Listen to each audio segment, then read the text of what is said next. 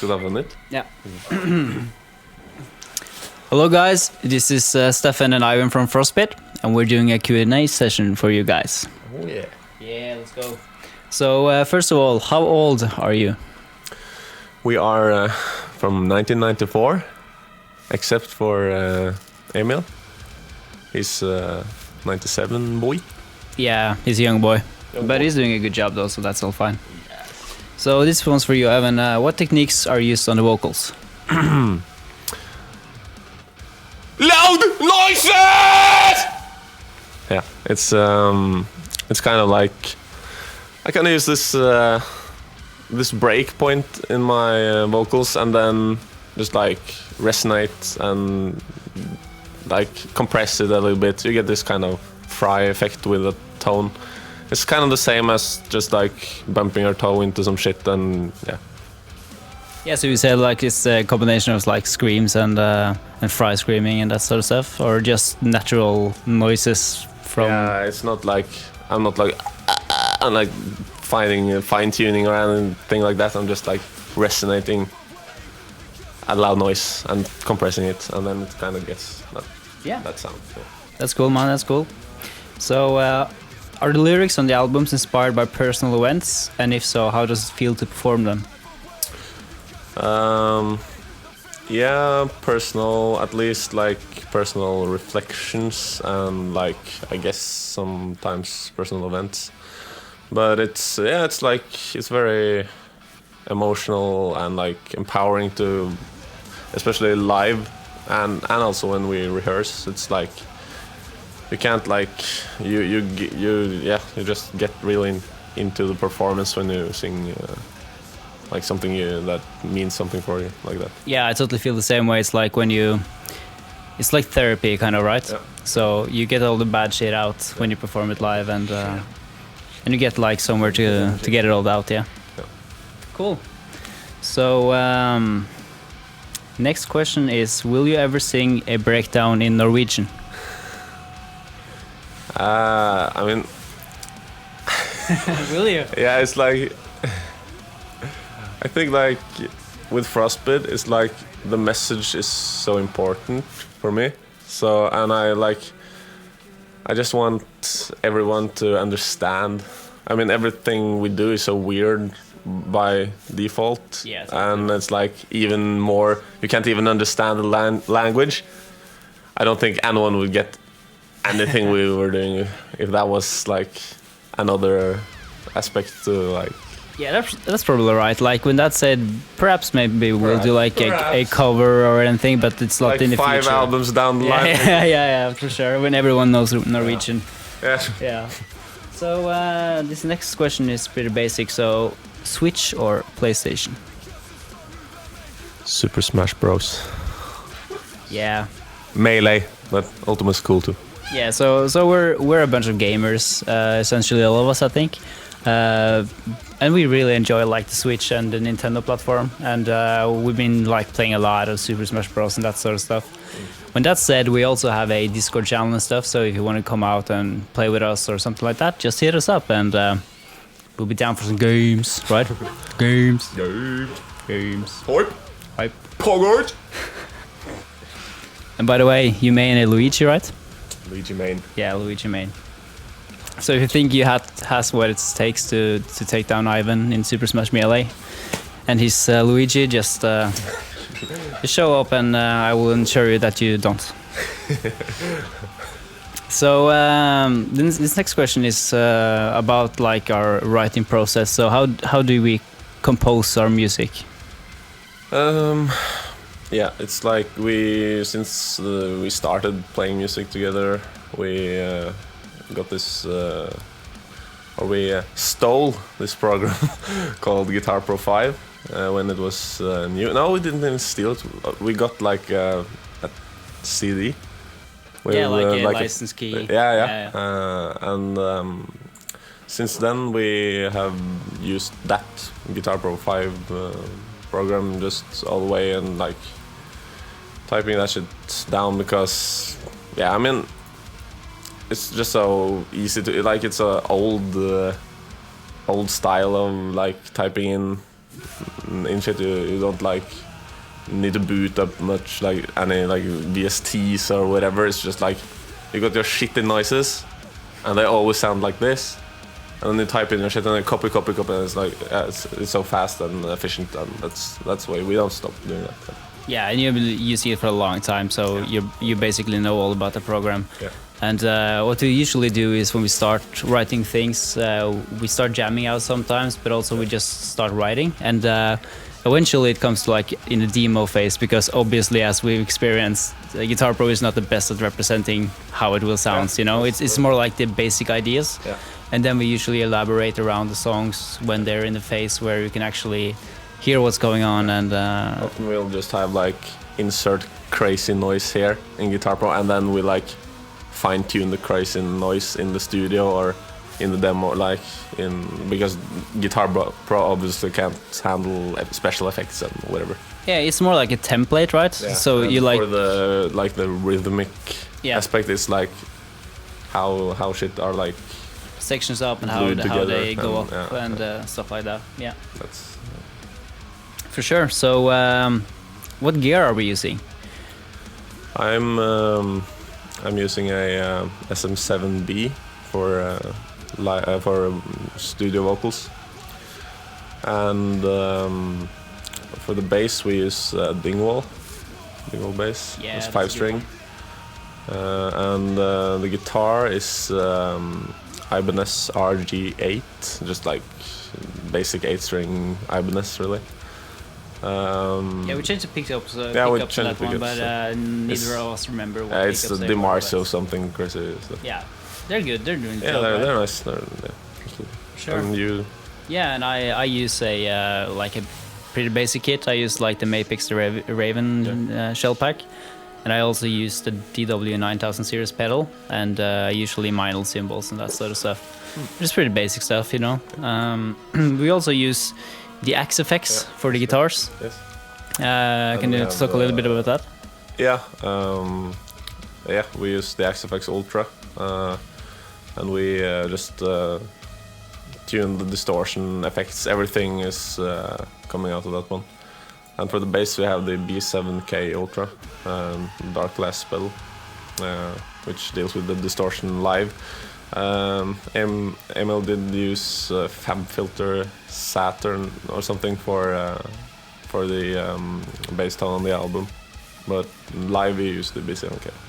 Yeah, but that's like what we said earlier. Like when it comes to actually finalizing the album and making sure everything sounds right together, and has their own space within the mix, you usually like have a raw DI track, and then you do something with it, especially on the bass.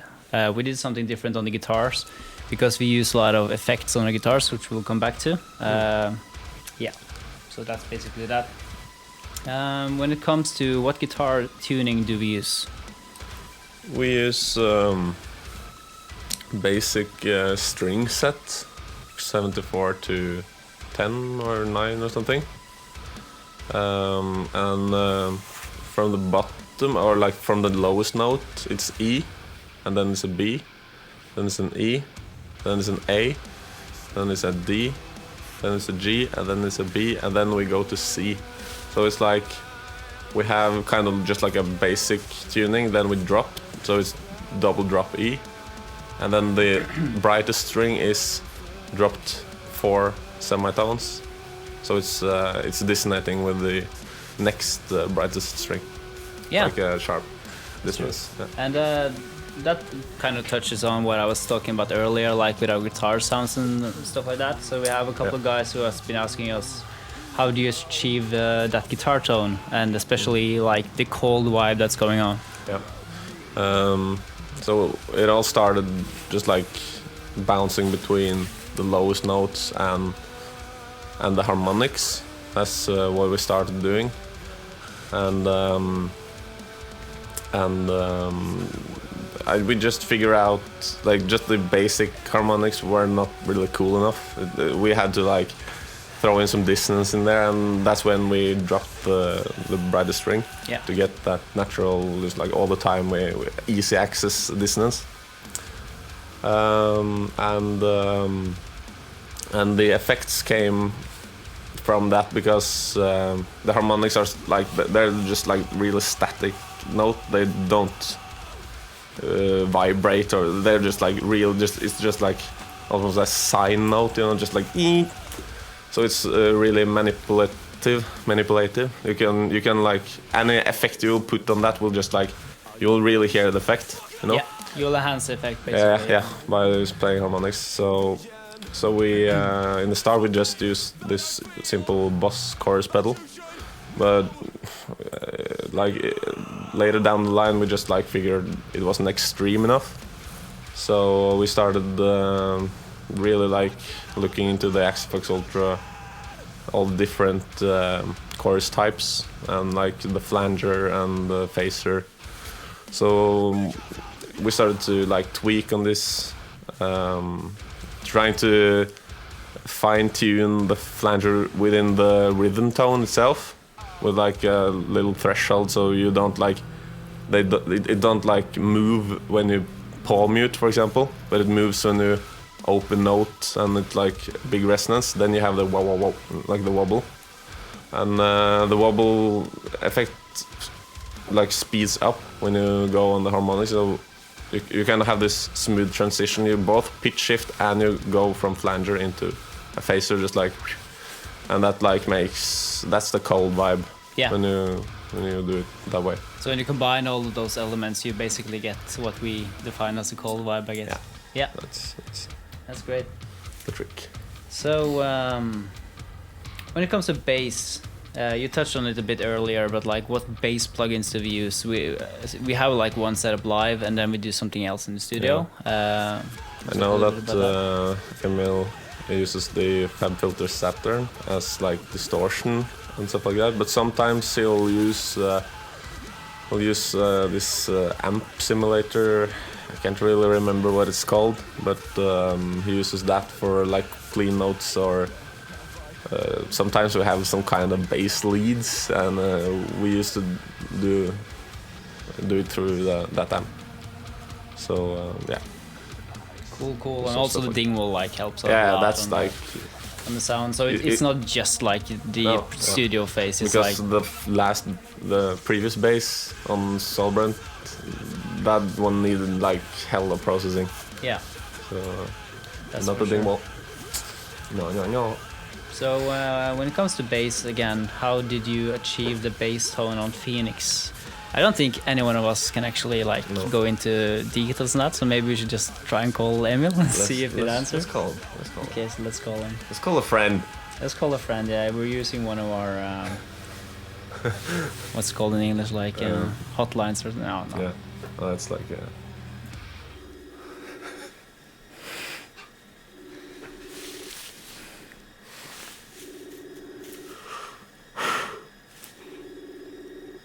Will he pick up though? Or is it in the middle of a Smash game? Probably. Yeah.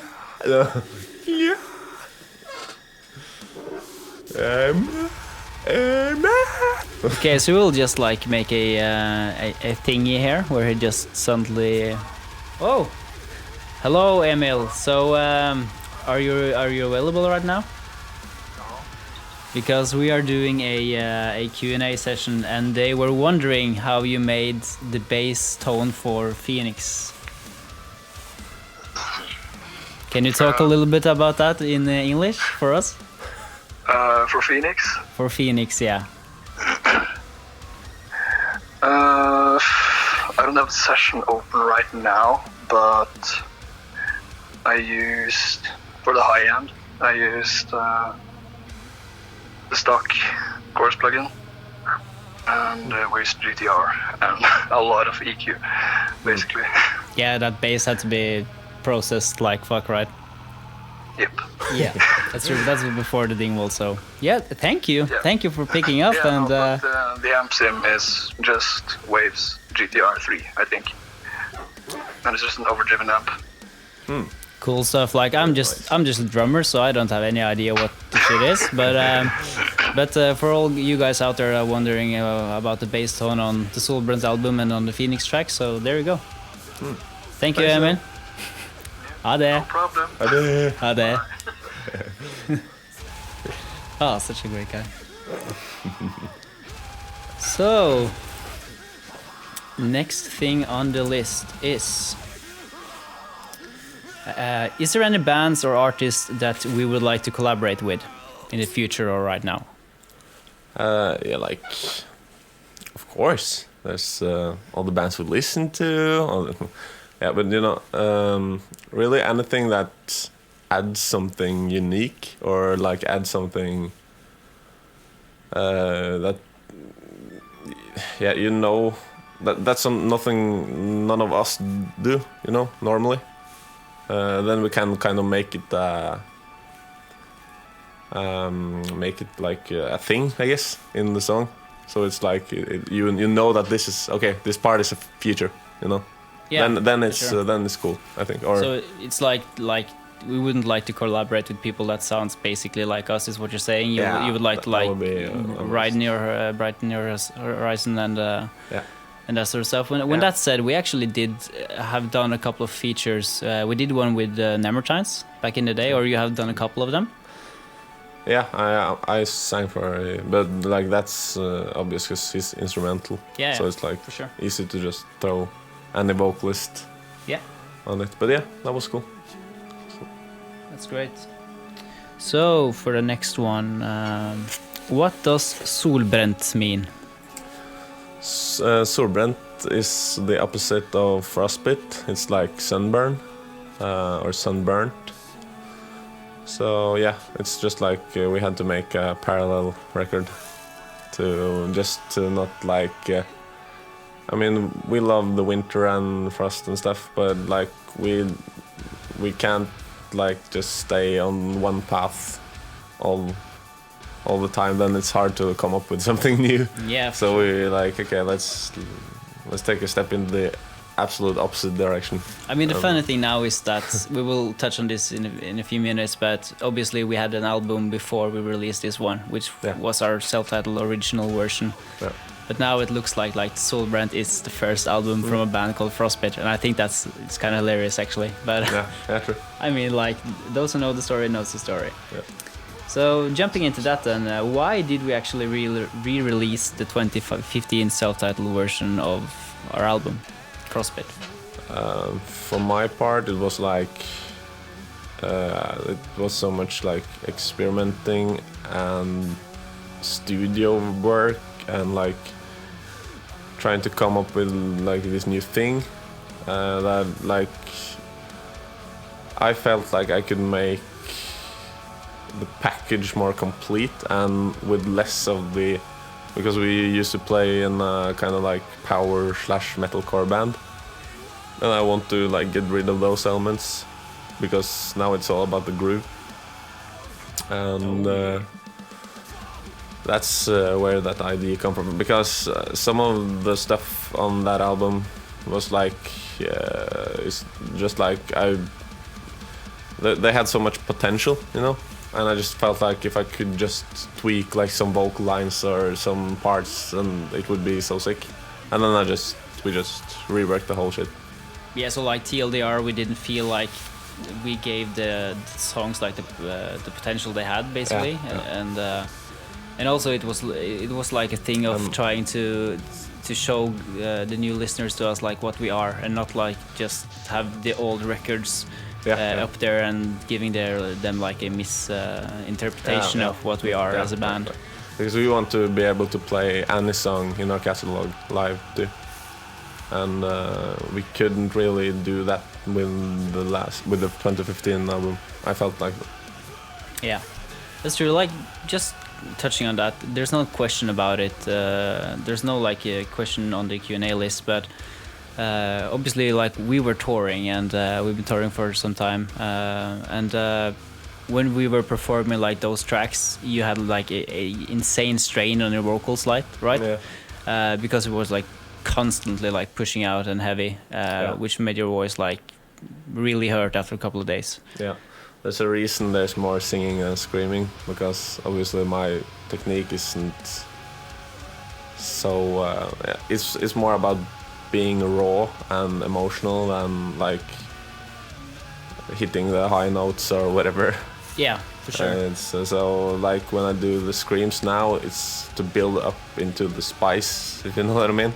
It's not, I can't just do tracks with an 80% screaming and 20% singing. That's not possible. Yeah, at least not with like the technique we're using and going for. What I'm going for is Yeah, I think that that answers a lot of questions about that. So when it came to the Rework album, which we just released this like 30th November, did we rework all the tracks from the original album? Because obviously, like the new record does not contain all the old songs from like 2015 album, and what's like the story behind that? I felt like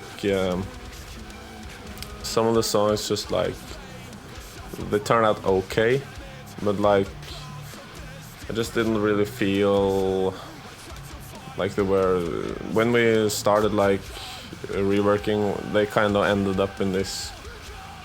They had like their own new kind of what do you call it? Kind of damn, what's the word in? You mean like they were? They had a new standard. Yeah, you know what I mean? Yeah. And some of the songs just couldn't keep up with that, so we just left them behind or just reworked them entirely, you know. And now it's just 9 tracks, but you know, a lot of the tracks were like just filler tracks. You had like an intro and outro, like this jam in the middle, and then like the instrumental calm tune, I guess. And like all that stuff just like it didn't make sense when we reworked the new songs. Yeah, because we absolutely tried to rework all of them. Yeah, we tried. However, it's at some point it just doesn't feel right releasing something that you're not satisfied with, and it don't think it like makes the cut, basically. Yeah. And for those tracks, like for instance Astruga, we had one section which was from the old version of Oddworld, which we used for the like main theme for Sastruga. So we kept like the name, but the track itself is totally changed out. And like the groove in the chorus is the same that was in Sastruga in the verse. Yeah. So it's like it's now like a combo of 2 old songs, if you know what I mean. Yeah. But that's just the way we felt it had to be. Yes. Yeah, absolutely. I totally agree. So next question is, do you produce everything yourselves or do you work with a producer? Yeah, right now we produce everything ourselves. So Emil does the mixing and some of the producing. I do most of like the recording stuff, and then we have another guy named Emil too, which sets up the drums, and you play the drums. That's like how we. Thank you, Ivan. Yeah, Thank you. and that's how we go now. I often join Emil on the mixing to use my ears with all the small details and stuff like that. And but before we used on the 2015 album, we actually used Buster from Humanity's Last Breath for that mix, which turned out pretty sick.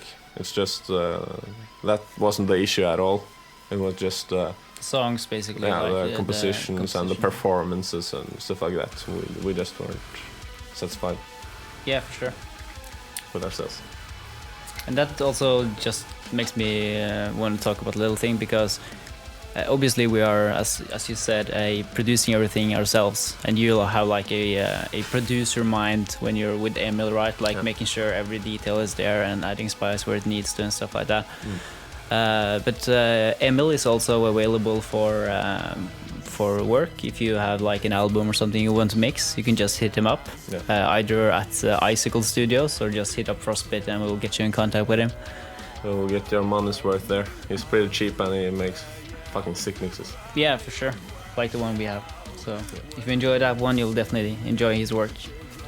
So over to another thing. So late 2019 and early 2020 was like a good period for us. So we, for instance, got to play at Euroblast, which we were very humble about.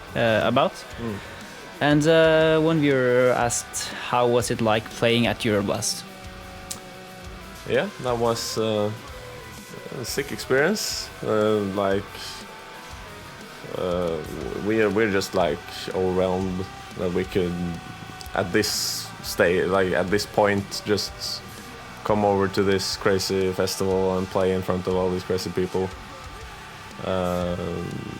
Out of nowhere, I guess, because we had just played a few gigs in Norway and made this record. So thanks to John for that. Yeah, for sure, dude. For sure.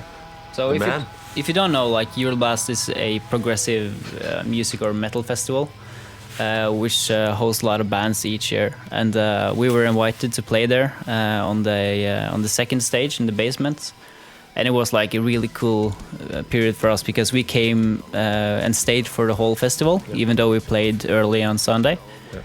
And we just got to see a lot of great bands and make a lot of good friends and just hang around. So if you are hesitating about going to Euroblast when Corona is hopefully over, don't be, just go there. You will not regret it. So thanks for that. And so later in 2020, we went on a tour with Carbomb, which was like, it was insane for us. We were so happy for it and we had a great time. But someone has asked, how was it touring with Carbomb? Yeah, it was sick. Like we had practiced so hard beforehand. Everything was like very like streamlined. We knew what to do at most times. And it was really cool, like meeting these guys. We were new to Carbomb at this time. Like we hadn't really heard about them before they dropped their Pew Pew Pew song and Dissect Yourself. Yeah. And that like made me interested at least. And then they came out with the Scatter Sprites, and my mind was like, this is, holy fuck, I need to check out this band. Yeah. And then John comes in and he like, hey, you wanna join the Carbomb fucking tour? And we just of course. Yeah, it was sick. I remember actually when we were staying at Euroblast, you were just like getting into Carbomb. Yeah. Because they just released a Mordial track.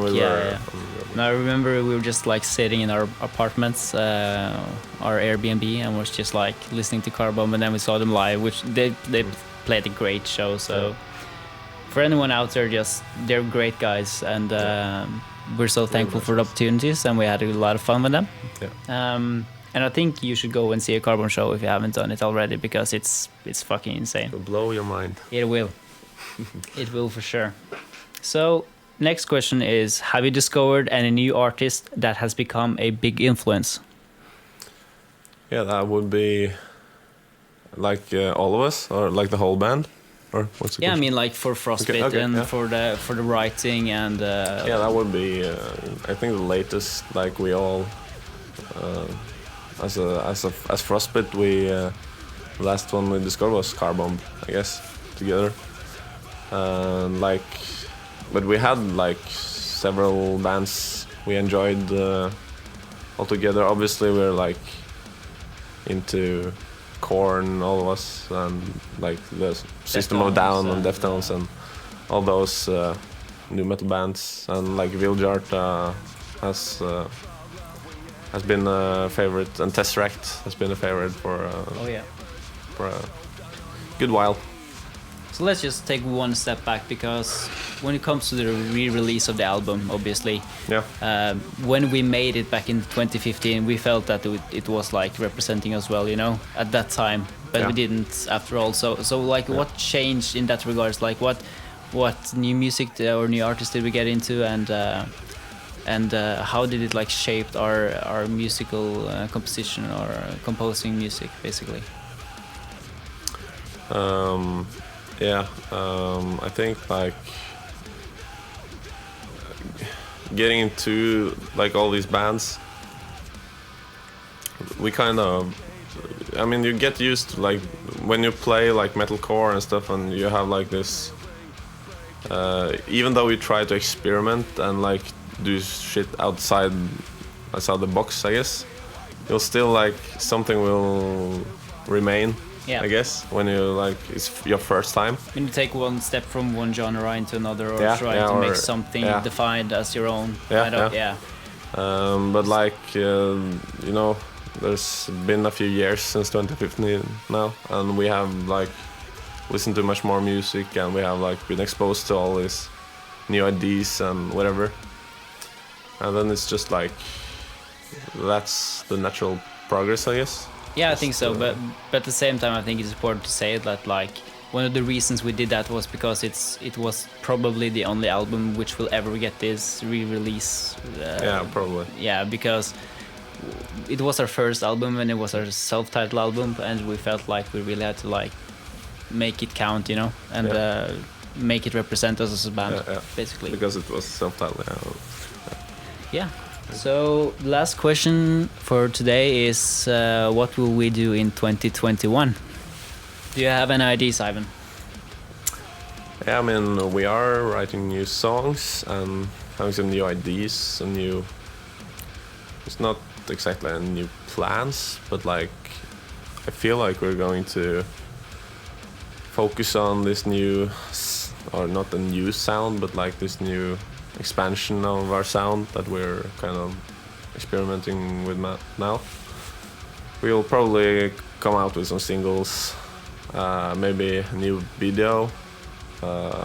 Hopefully we'll be able to play some shows, and Yeah, for sure. Like we've been talking about like playing a show at our like home city, you know, in Oslo, in Norway, when obviously it's possible, and maybe like get that filmed and produced and like possibly release something in that terms of line. But what we all want to do is to get back to touring, obviously.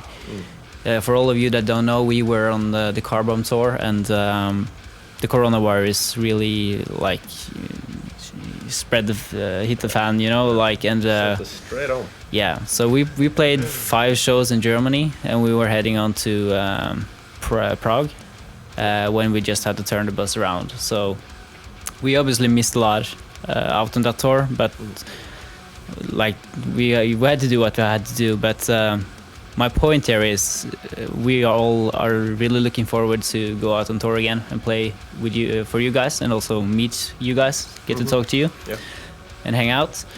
So I think that does it for this Q&A session. So thank you for everyone for posting their questions, and if there's anything, just hit us up. If not, just keep listening to our new album, I guess. Yeah, we appreciate it. Thank you so much, guys. Have a good one. Bye. Bye. Bye. Bye. You're gone.